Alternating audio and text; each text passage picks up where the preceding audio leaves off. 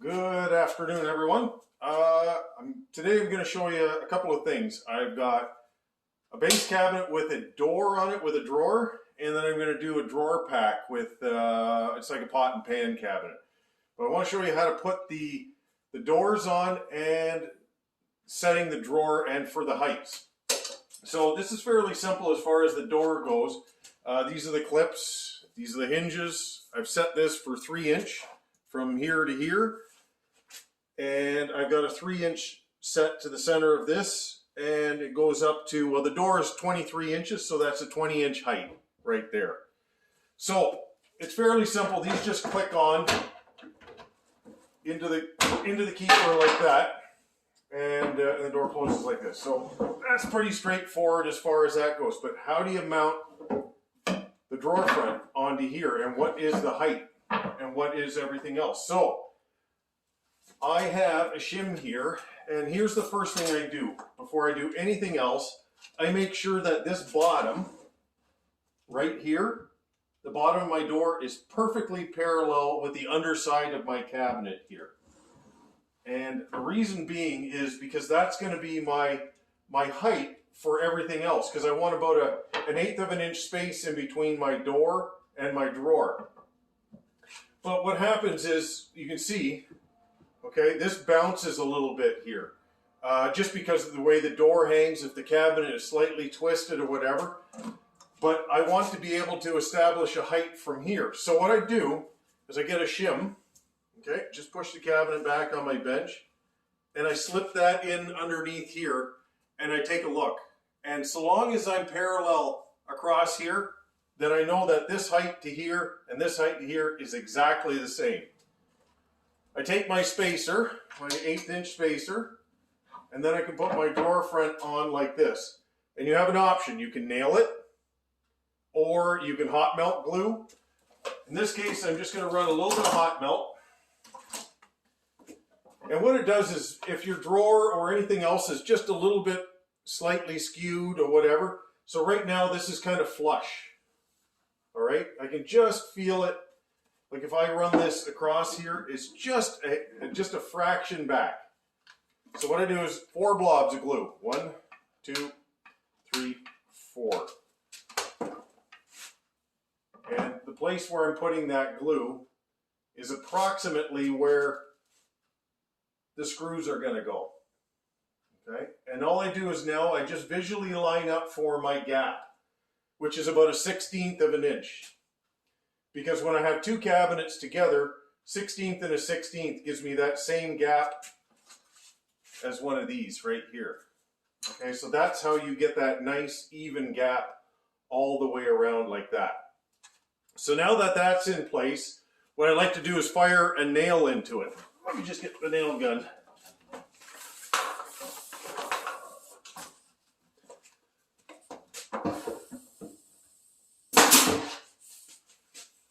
And I put it into the far corner as far as I can, like that. And I'm using a 1" nail, which is going to go through that 5/8, and it penetrates into here about 3/8 of an inch. So it's just enough to get that to go into this part, but not enough that I'm going to blow it out the front of the cabinet like this. So now I can take that off, and then the drawer comes out like this. So the next thing I want to do is countersink. It's a drill and a countersink, and I drill 4 holes.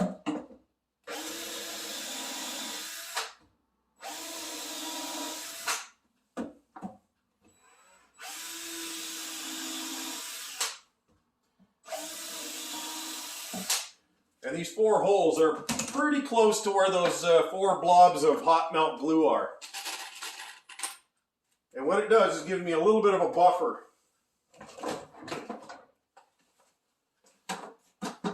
It'll actually give a little bit of a spring when I put this thing in there, almost like a door bumper kind of thing.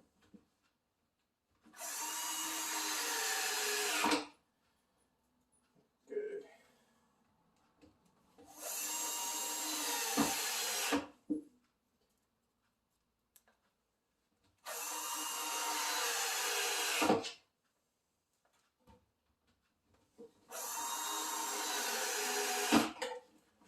show you what this looks like.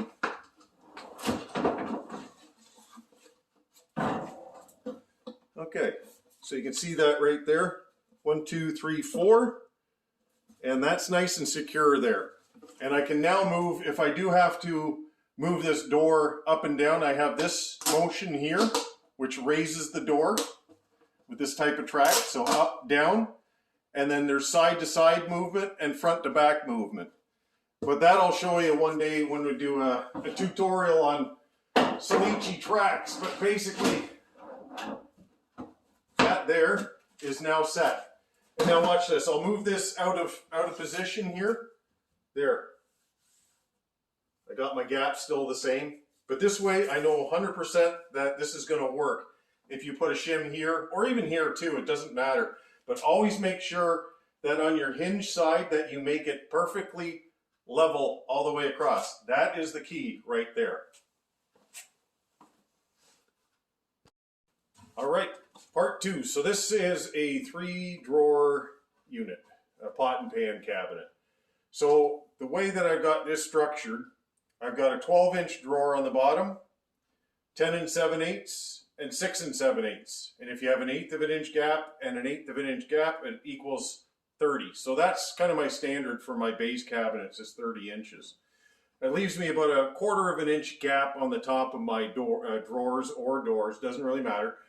But I like having that 1/4 of an inch just because if they put a countertop on here, and especially one that's got a build up, if it's just slightly below that, I know my drawer front never touches it. So that's kind of my standard. So my gable height's 30 1/4 if you really want to know.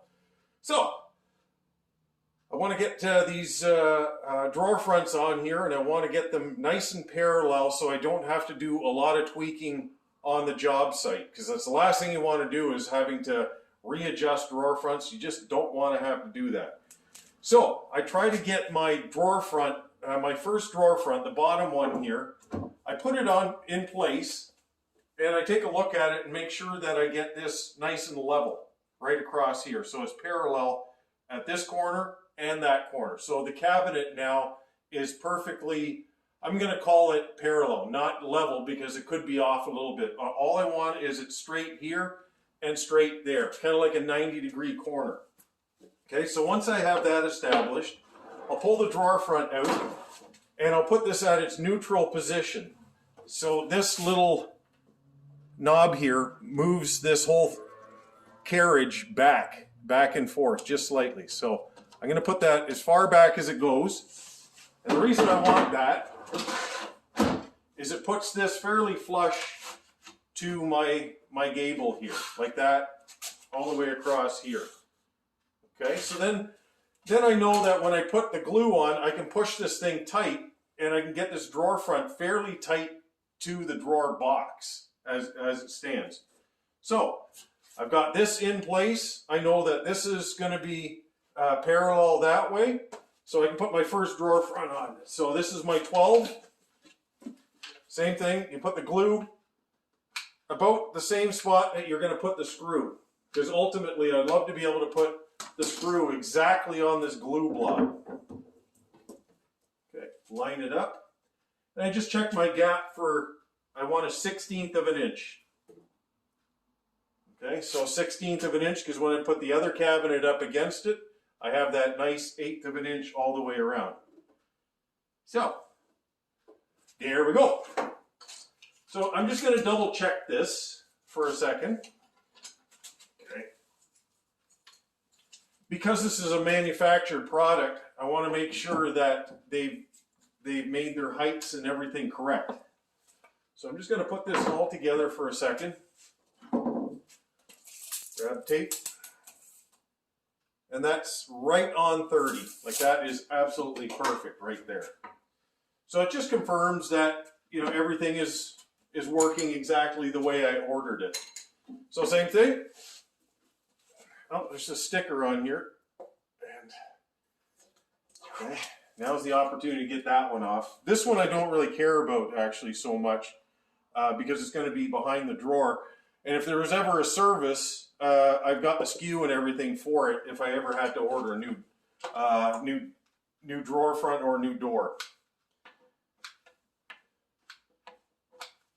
Okay. All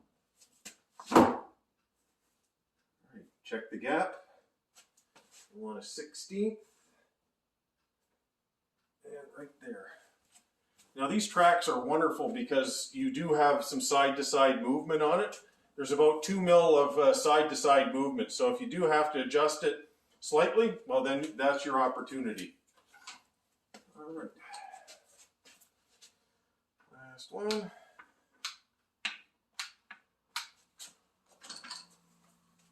Okay.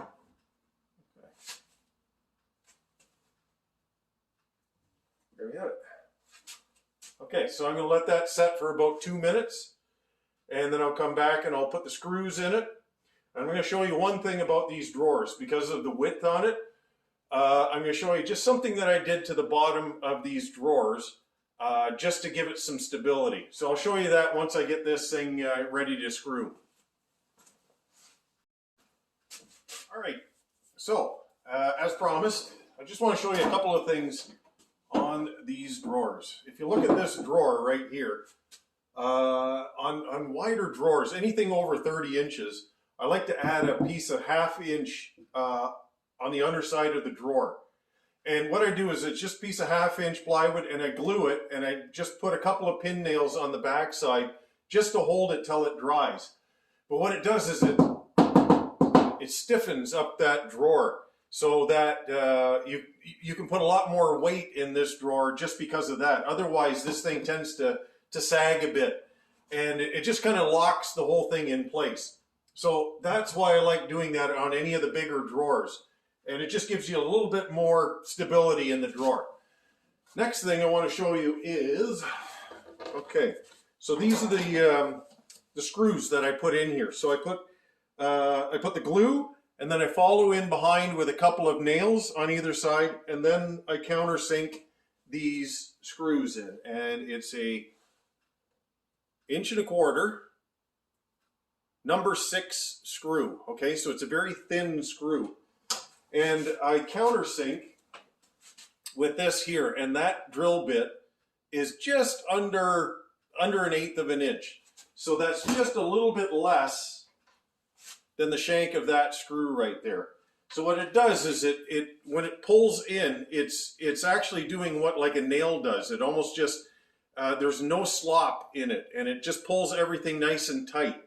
And that's the reason I like using that. So the combination of the glue, the nail, and the screw, this thing is never going to come apart. But each one builds on the other. The glue is there so that I can nail it, and the nails are there so I can screw it. And this way I can get a nice, tight, locked-in drawer. So that is how I do putting on hardware, putting on doors, putting on drawers. So this is how I do it here. I need to do it efficiently, and yeah, this is how I've done it for years, and it works every single time. All right, have a good one.